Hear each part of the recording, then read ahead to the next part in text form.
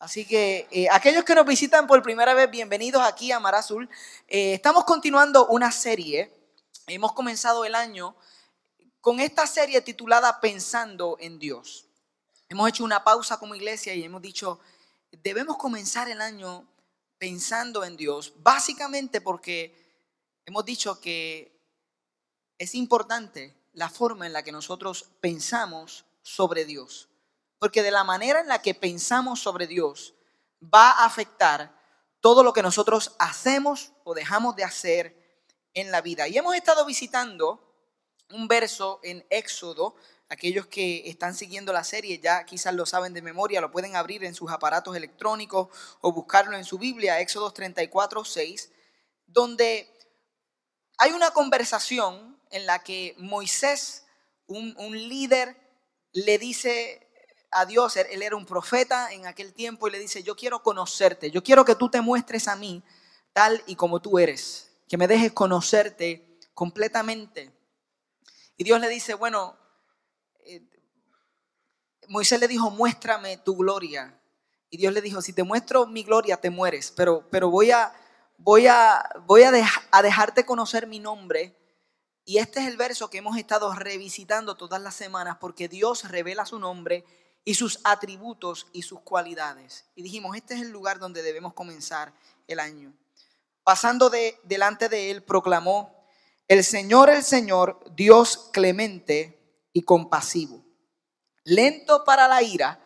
La semana pasada, Yasmanis, uno de nuestros pastores, habló sobre eso. Y hoy la parte que nos corresponde es grande en amor y fidelidad.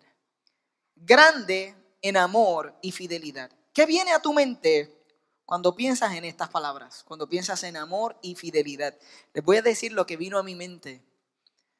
Lo que vino a mi mente fueron mis 3 amigos inseparables en la escuela intermedia, Rafi, Ismael y Henry. Nosotros éramos amigos para todos, amigos inseparables. Y un día estos amigos míos me motivaron a pelear con un compañero que era 3 veces más grande que yo, ¿ok? Y ellos fueron la motivación para yo entrar en esta pelea. No sé si a alguno de ustedes le pasó esto en algún momento de su vida, que sus amigos los motivaron a hacer algo que después se arrepintieron. Pues yo entré en esta pelea pensando en que tenía la fidelidad de Rafi, Ismael y Henry.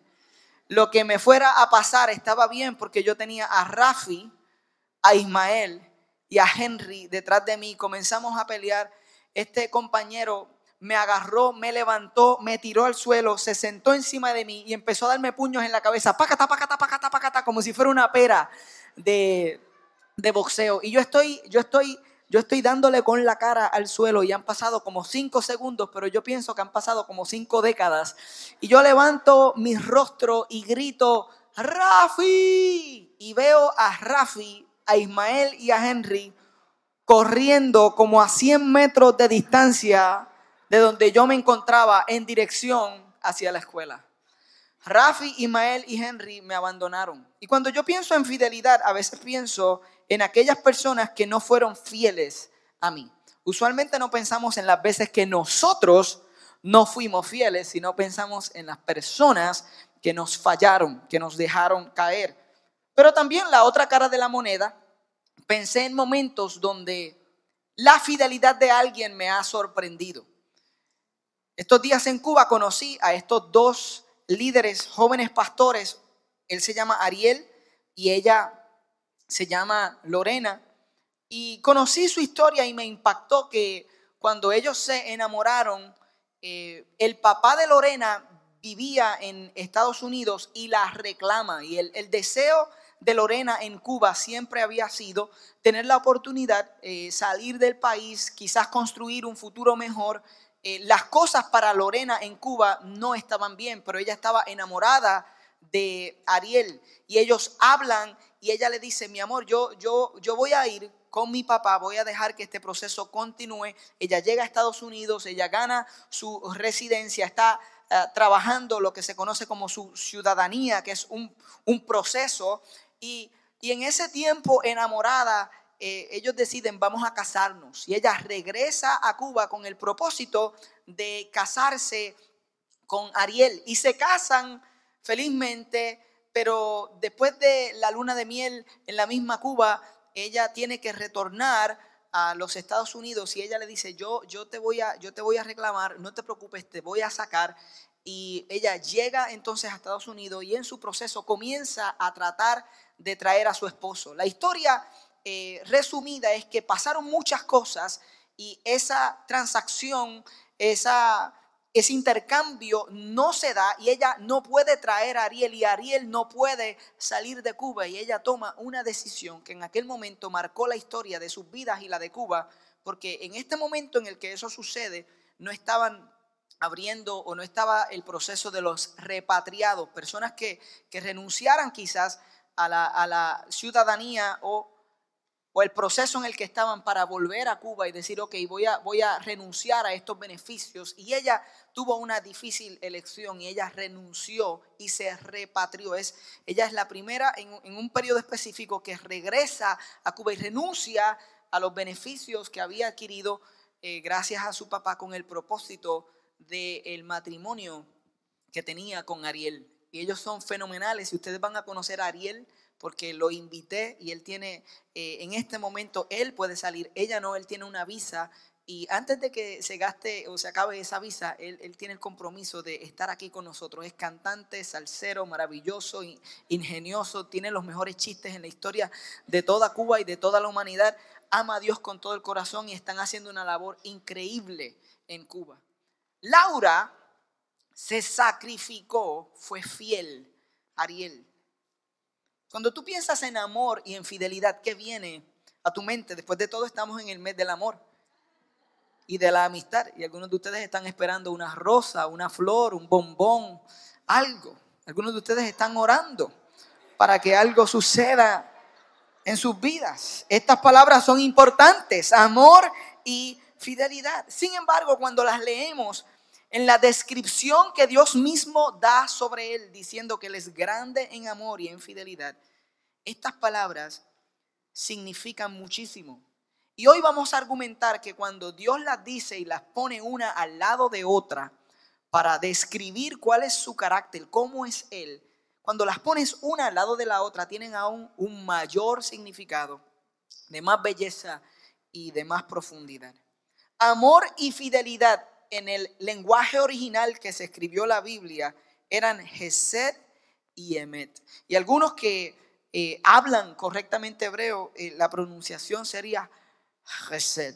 Pero no voy a estar todo el mensaje pronunciándolo de esa forma. Así que en el original la palabra amor es Hesed y fidelidad es Emet. Y vamos a separarlas como hemos hecho durante todos estos mensajes para entender lo que Dios está diciendo acerca del mismo. ¿Quién es él?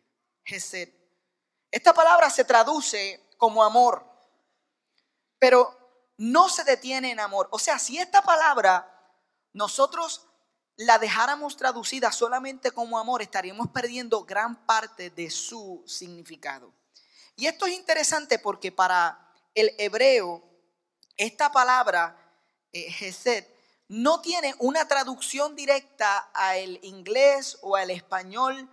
Es muy amplia en significado. Por eso las versiones, cuando la traducen diferente. La Reina Valera la traduce como misericordia y verdad, y esta versión está usando amor y fidelidad.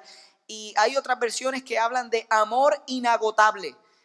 Todos utilizan una forma en particular para tratar de explicar lo que Dios quiso decir cuando usó la palabra Hesed para describirse a él mismo.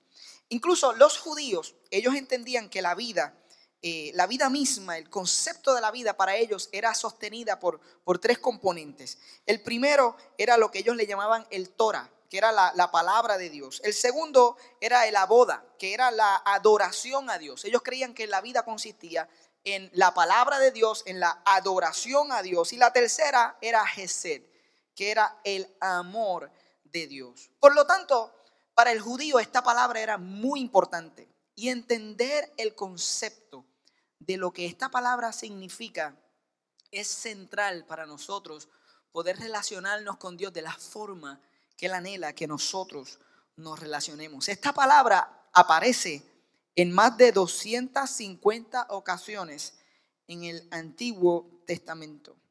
Pero hay un debate por años sobre qué significa realmente.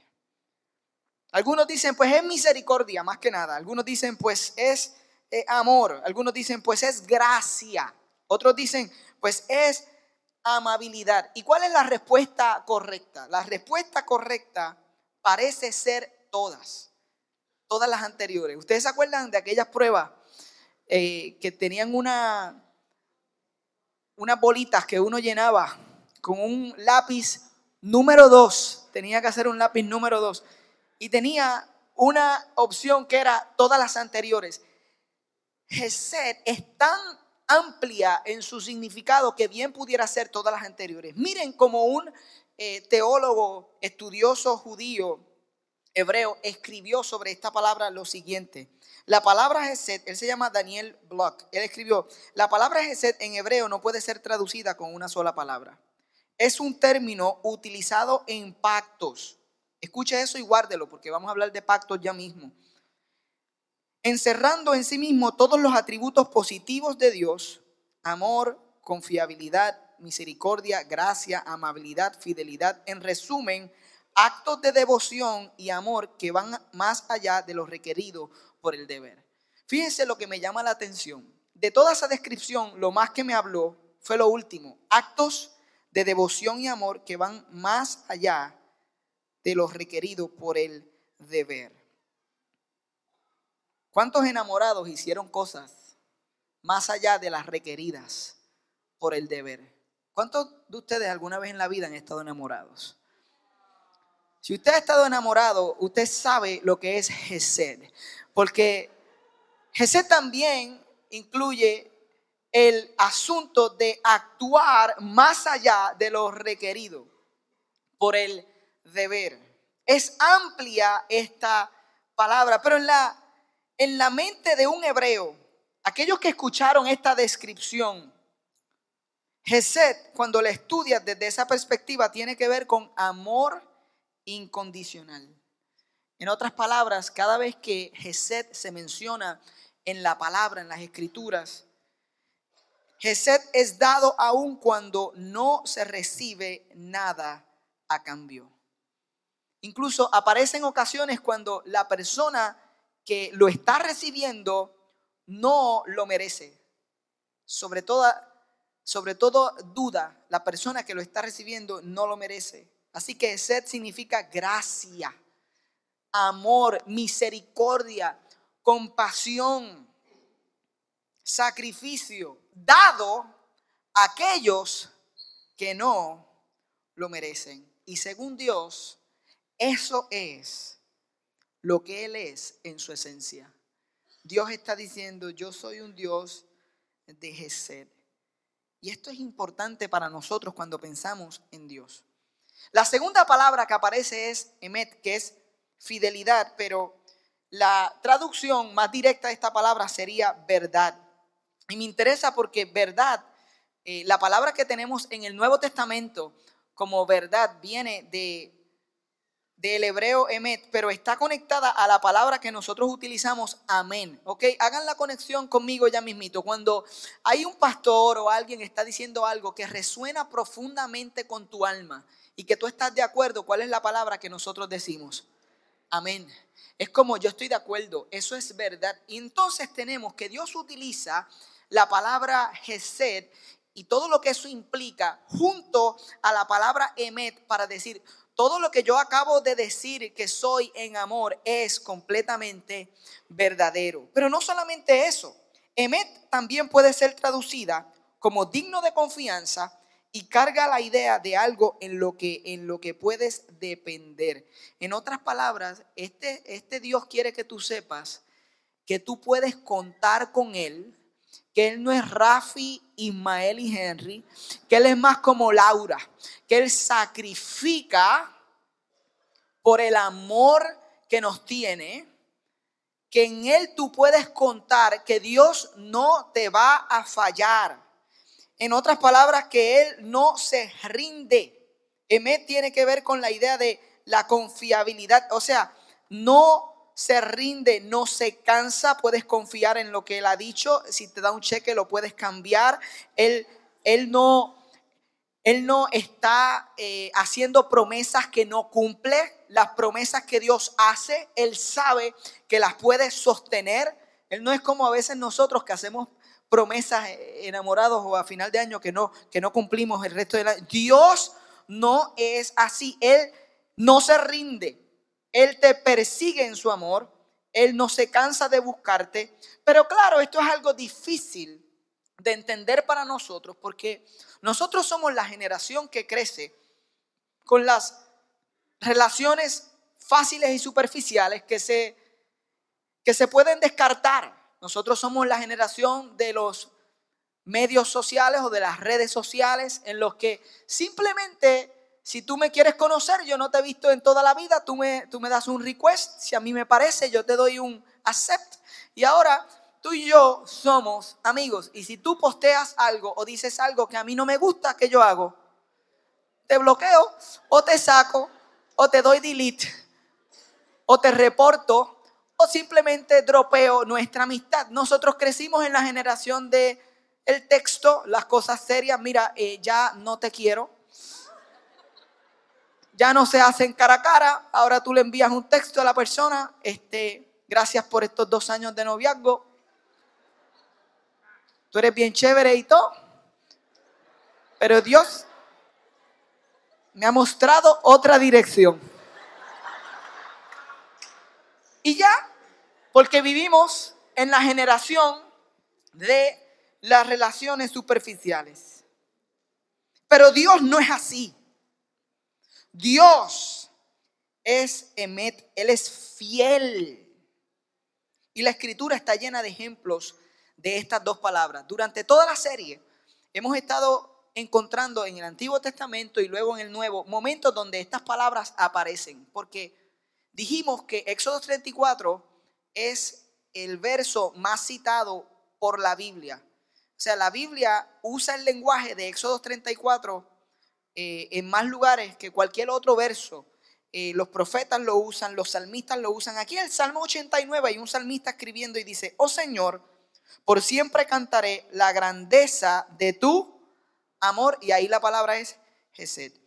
Por todas las generaciones proclamará mi boca tu fidelidad, que es Emet, y declararé que tu Hesed permanece para siempre, que has afirmado en el cielo tu Emet, tu fidelidad. Y constantemente en la palabra lo encontramos. Y me encanta el Salmo 89 porque en un momento en el que el salmista está escribiendo, la voz de Dios mismo irrumpe en el verso 28. Este es Dios hablando y dice: mi amor por él, y está hablando de Jesús, mi amor por él será siempre constante y mi pacto con él se mantendrá fiel. Afirmaré su dinastía y su trono para siempre mientras el cielo exista. Dios es un Dios de promesas, de Hesed y Emet, que juntas significan que el amor de Dios no es pasivo, que el amor de Dios es acción, es un amor que persigue, es un amor que no se rinde, es un amor que no se cansa aún cuando no lo merecemos. La Biblia entera, yo argumentaría que es la historia de un amor que no se rinde, del amor de Dios que no se rinde por nosotros. Ahora, yo sé que esto levanta ciertas preguntas, porque tomamos un mensaje como este y lo aplicamos a nuestras vidas y decimos: Dios tiene Hesed y Emet por mí. Dios tiene ese amor incomparable, desbordante, que habla de gracia, que habla de misericordia, y a la misma vez me persigue fielmente sin cansarse, aunque yo a veces no lo merezco. Pero si eso es verdad, ¿por qué entonces yo terminé en un matrimonio infeliz? Si Dios me ama tanto, ¿por qué yo estoy en este problema legal? ¿O por qué tomé este camino? ¿O por qué, si Dios me ama tanto, tengo 40 y todavía estoy esperando la promesa de Dios sin casarme? Y si Dios me ama tanto, ¿por qué entonces tengo esta enfermedad crónica? Yo recibí una llamada junto a Cristina esta semana de un pastor que es importante para nosotros, un líder filipino llamado George. Vino aquí a Puerto Rico hace años atrás y aprendimos mucho de él. Fuimos amigos. Su esposa maravillosa, sirvieron aquí desinteresadamente y nos llama con lágrimas y desesperación en su voz porque su esposa tiene cáncer en el pulmón. Y son momentos como este y preguntas como estas que nos hacen pensar, si Dios nos ama tanto y sus promesas son fieles, ¿por qué estoy donde estoy? ¿Cómo es posible que mi mejor amigo haya dormido con mi prometida? ¿Cómo es posible que mi hijo haya nacido con necesidades especiales? ¿Cómo es posible que una vez teniendo el trabajo que quería lo perdí? Hay momentos en los que yo creo que es bien difícil reconciliar el que Dios es un Dios de amor y de fidelidad con lo que nosotros estamos viviendo. ¿Cuántos de ustedes han estado ahí? ¿Cuántos saben lo que yo estoy diciendo? Hay momentos que alguien dice Dios es bueno y tú no dices todo el tiempo. Yo no sé si tú te criaste en algún lugar que escuchabas eso. Posiblemente si no has ido a la iglesia jamás te pasó. Pero usualmente en la iglesia nosotros decíamos Dios es bueno todo el tiempo. Pero hay momentos en los que alguien dice Dios es bueno y tú dices, ¿será el tuyo? ¿Será tu Dios? ¿Será bueno contigo? Yo no lo puedo reconciliar. Y yo me pregunto, ¿por qué nosotros tenemos la expectativa de que un Dios bueno y que un Dios que nos persigue con su amor, por qué es que nosotros pensamos que no vamos a tener problemas como las demás personas y los demás seres humanos en la vida? ¿De dónde viene esa expectativa? Que si Dios es bueno, yo no puedo tener una enfermedad crónica. O que si Dios es bueno, yo no puedo perder el trabajo. O que si Dios es bueno, a mí no me puede pasar lo que me está pasando. Para mí es sorprendente de dónde viene esa expectativa. ¿Por qué pensamos que no debemos experimentar ninguna de esas cosas? Y yo creo que es que no entendemos el pacto de Dios con la humanidad desde el principio hasta el fin. Y esto va a ser bien breve, pero déjenme tratar de compartir con ustedes cuál es el pacto del amor de Dios con nosotros los seres humanos, más o menos cómo se desarrolla en la historia bíblica. Y estos son 66 libros condensados bien rápido. Pacto. Pacto es una palabra que ya casi no usamos en nuestros tiempos. Es como una palabra de otro tiempo y de otro lugar. Y para los hebreos y su cultura, el pacto era una especie de híbrido entre una promesa y un contrato legal. El pacto era relacional. Dos personas o más se ponían de acuerdo, se hacían unas promesas y entraban en un acuerdo legal, ya sea que lo firmaran o no, sobre cuáles eran las bendiciones y las consecuencias buenas de guardar ese acuerdo, ese pacto, y cuáles eran las maldiciones si se rompía ese pacto. Lo más cercano que nosotros tenemos a un pacto en nuestros tiempos es el pacto matrimonial. Es el matrimonio. Ustedes recuerdan que cuando nos casamos, aquellos que se han casado, saben que tú haces unos votos, y los que no se han casado también, porque han estado en las bodas y han estado viendo a las personas hacer votos, y calladamente lo has repetido ahí, dice, prometo amarte. Y tú lo dices ahí sentado. Yo sé porque yo estuve ahí, o sea, esto no es,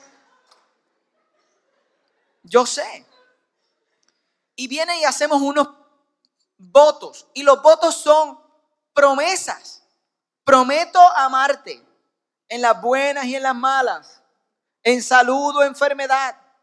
Y algunos son votos modernos y son canciones, poesías escritas, frases que se dicen los novios, pero siguen siendo promesas. Y luego de esas promesas, el matrimonio tiene algo que para que sea legal se hace un papel y se firma. Entonces es una promesa y a la misma vez un acuerdo legal que tiene consecuencias si se rompe, espirituales las tiene, y las tiene también legales si se rompen. Es lo más cercano a lo que nosotros conocemos como un pacto. Pues la Biblia está llena de pactos que Dios hizo con personas. Vamos a hacer esto rápido, sigan conmigo. Uno de los pactos más importantes lo hace Dios en Génesis capítulo 12 con un hombre llamado Abraham. Dios lo llama. ¿Qué quiero decir con lo llama? Dios lo sorprende en el camino y le hace una invitación a unirse a esta historia cósmica que Dios tiene preparada para rescatar el mundo que Él creó. Porque el mundo en este momento se había alejado demasiado en maldad de lo que Dios había establecido. Y Dios dice, ¿cómo lo voy a arreglar? Yo tengo un plan. Y Él selecciona a este hombre llamado Abraham, lo invita y le dice en Génesis 12, haré de ti una nación grande y te bendeciré. Esa es la promesa. Haré famoso tu nombre y serás una bendición. Bendeciré a los que te bendigan y maldeciré a los que te maldigan, y por medio de ti serán benditas todas las familias de la tierra.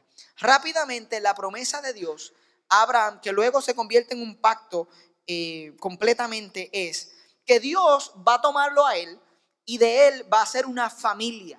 Esa familia se va a convertir en el pueblo de Dios, que nosotros lo conocemos como Israel o el pueblo judío, y luego ese pueblo va a bendecir al mundo entero. El patrón de Dios es, Dios siempre bendice a una persona para que esa persona pueda ser de bendición a otros. Ese es el plan de Dios, ese es el pacto de Dios con Abraham, y le dice, yo te voy a bendecir al punto que vas a ser una nación. Es verdad que ahora no puedes tener hijos, y esto que Abraham recibe es una promesa, pero si ustedes leen la Biblia, y la historia de la Biblia muestra que su vida no fue fácil, fue situación tras situación, y cuando él se encuentra anciano, que ya tenía membresía en AARP, ya él hay una membresía.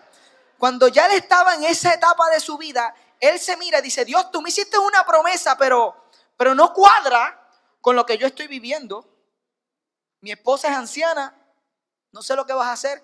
Y Dios dice, tranquilo, yo les voy a dar un hijo a ustedes. Y en su vejez, ellos reciben este hijo, reciben el comienzo de esa promesa.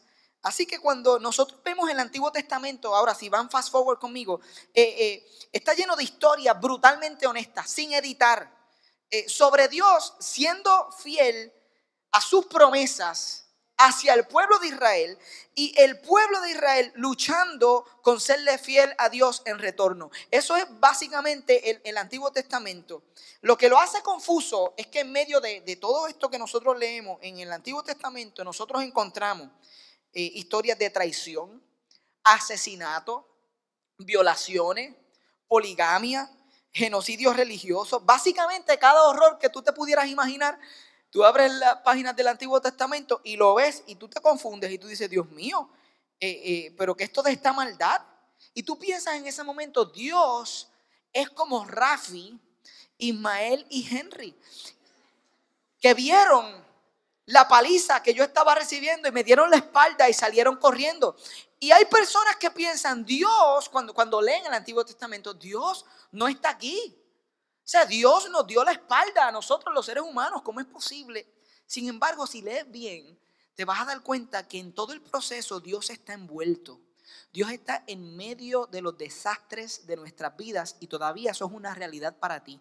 Dios está en el medio de tu momento más desastroso y más vergonzoso.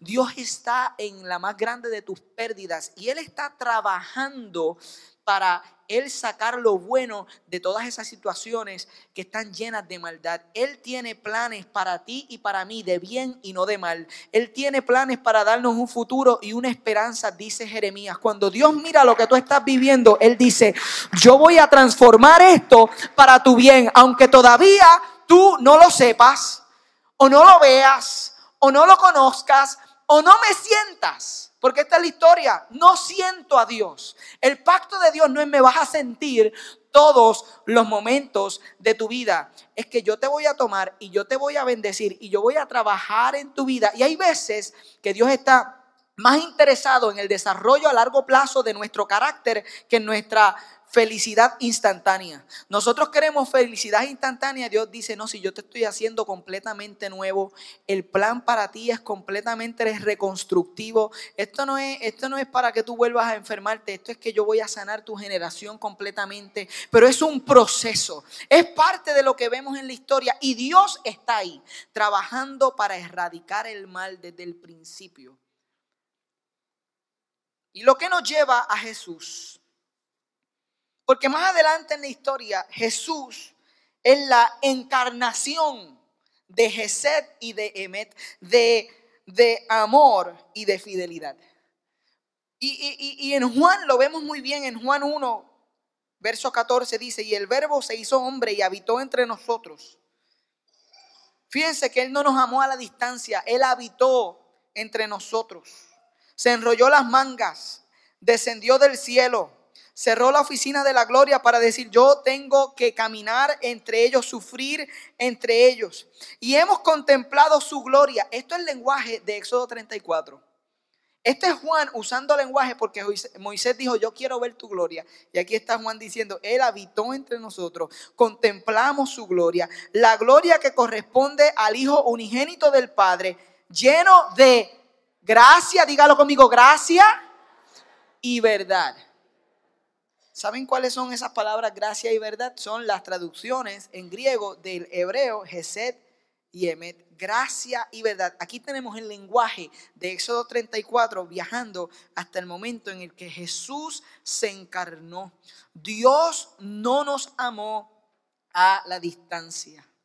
Su amor es activo. Lo vemos en Mateo 9 cuando Él llega a el famoso, ¿cómo se dice en español? Él era un CPA, pero él era un contador público autorizado por Roma que le cobraba en el intercambio de dinero, se echaba demasiado al bolsillo. Nadie lo quería. Todo el mundo odiaba a los judíos que eran contadores públicos para Roma.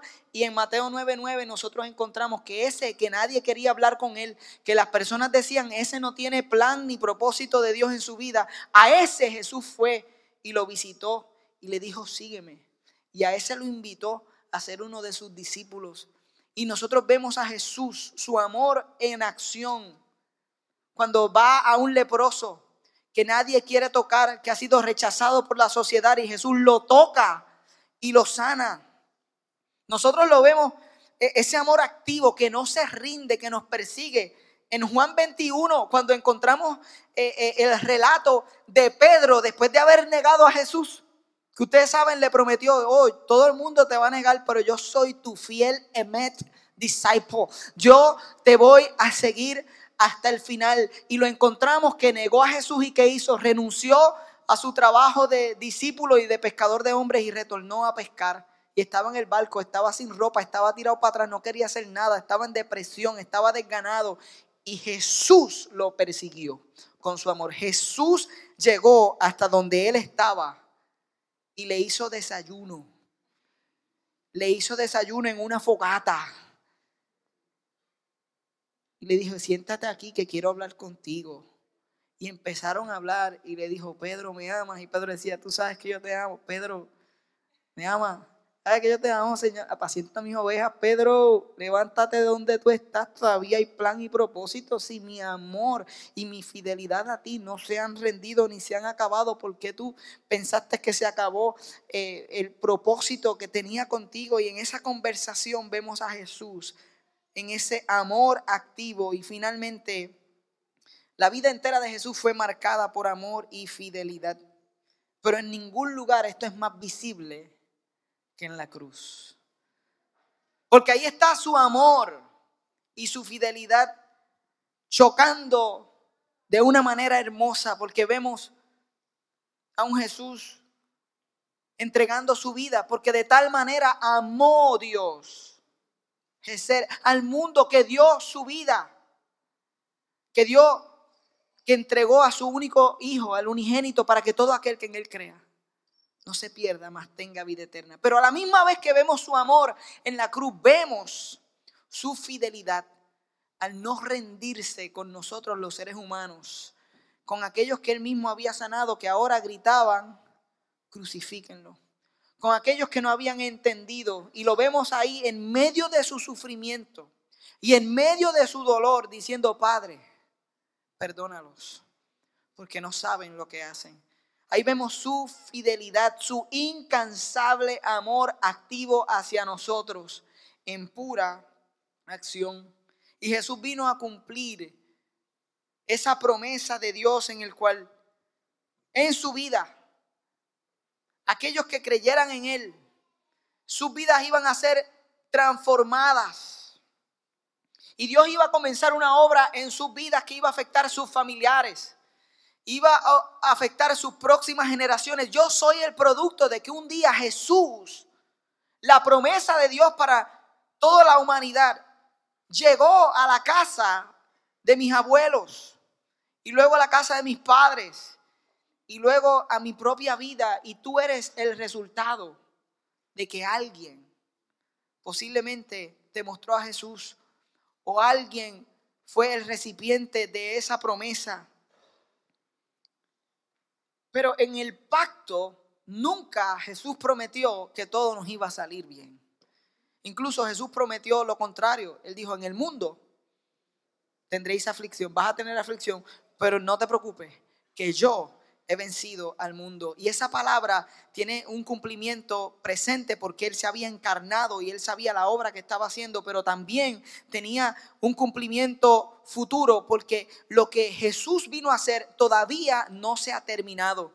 Desde el principio, el pacto de Dios ha sido renovar el mundo que Él creó, erradicar completamente la maldad, todo lo roto, todo lo que ha destruido tu vida, todo lo que ha dañado tu relación con Dios, con aquellos que te rodean, todas las cosas que han oscurecido la historia que tú le cuentas a los demás sobre ti. Todas esas cosas, todas las enfermedades, todas las mentiras que en tu familia fueron las causantes de la mayor división, todas las cosas que te abochornan, todas las cosas que te rompen, todas esas cosas van a ser completamente erradicadas del mundo y el futuro. Qué hermoso, hermano.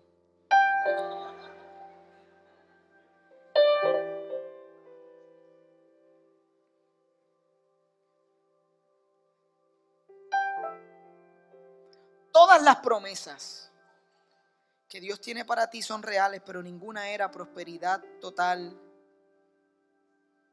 nunca enfermedad. Es todo lo contrario, es que Dios va a tomar todas las cosas que han sido diseñadas para destruirte y que Él las va a transformar.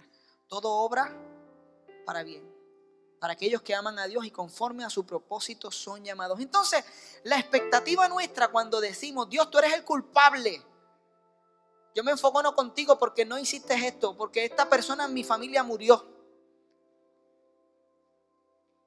Cuando nosotros hacemos eso, estamos cometiendo un error porque la expectativa equivocada la tenemos nosotros. Dios prometió restaurarnos completamente. Yo siempre hablo que hay una continuidad entre esta vida y la otra, pero nosotros no lo pensamos. Pero tenemos que pensar en Dios y entender que lo que Dios no complete en esta vida y en esta experiencia, en la eternidad va a estar completamente realizado. Por eso cuando mi padre muere, yo digo: hoy Él está finalmente sano. Por eso cuando tú pierdes a alguien en el Señor, tú dices que no es adiós, es hasta luego. Porque tú tienes la esperanza de la resurrección. Porque lo que nosotros vemos en Jesús no es que ahora no vamos a tener problemas y circunstancias, porque Dios es un Dios de amor y fidelidad. No, no, no. Lo que vemos en Jesús es que Él fue a la tumba y resucitó. Y como Él resucitó, todo es posible. Y todo lo que Dios ha prometido para nuestra vida es posible. Algunas de esas cosas las vamos a ver hoy, otras las vamos a ver más adelante. Pero tú puedes estar seguro que lo que Dios ha puesto en tu corazón que va a hacer con tu familia, aunque hoy tú mires a tu alrededor y tú digas: yo soy el único, Dios lo va a hacer. Hay cosas que tú y yo no vamos a ver, así como hay cosas que mi padre no vio. A mí me hubiera encantado que él viera lo que pasó en Cuba. Pero yo estoy seguro que en su corazón él escuchó y él supo de antemano que Dios iba a hacer algo con su generación. O sea, tienes que verlo de esta forma y entender que la expectativa es nuestra. Las promesas son de Dios. Dios no falla. Ahora, 2 Timoteo 12:13 dice: si somos infieles, Él sigue siendo fiel, ya que no puede negarse a sí mismo. Es posible que la espera te haya empujado a tu límite y tú hayas dicho: no voy a seguir más, no voy a creer más. Y ahora te sientas indigno del amor de Dios porque piensas que tú le diste en la espalda. Tú fuiste Rafi, Ismael y Henry, pero Dios te dice: ¿sabes qué? Tienes que entender mi amor. Tienes que entender lo que es Esed y tienes que entender lo que es Emet. Yo no me cansé cuando tú me diste en la espalda. Yo no me rendí contigo. Los planes no cayeron. Mi gracia, mi fidelidad sigue siendo la misma, porque eso es quien yo soy, independientemente de cómo tú respondas a mi amor. Eso quiere decir que cuando tú y yo nos viramos, con virarnos a Él, la palabra dice que todo aquel que confiese con su boca que Cristo es el Señor será salvo. ¿Sabes? Básicamente es que tú dejes de correr, que dejes de huir y que confieses: yo necesito arreglar mi vida con Dios y dejar que Él empiece a arreglar las cosas que tiene que arreglar en mí. Y yo creo que hay alguien aquí hoy que necesita decidir que este es el día de salvación, que necesita decidir que hoy tiene que arreglar su vida con Dios. Y si tú estás aquí con ese mero hecho de reconocerlo, Dios va a comenzar a sacar esas cosas y va a comenzar a poner las cosas que Él quiere en tu vida. Habrá alguien que dice: este mensaje yo creo que es para mí. El amor y la fidelidad de Dios están en este lugar. Me gustaría que se pusiera de pie conmigo ahí donde se encuentra.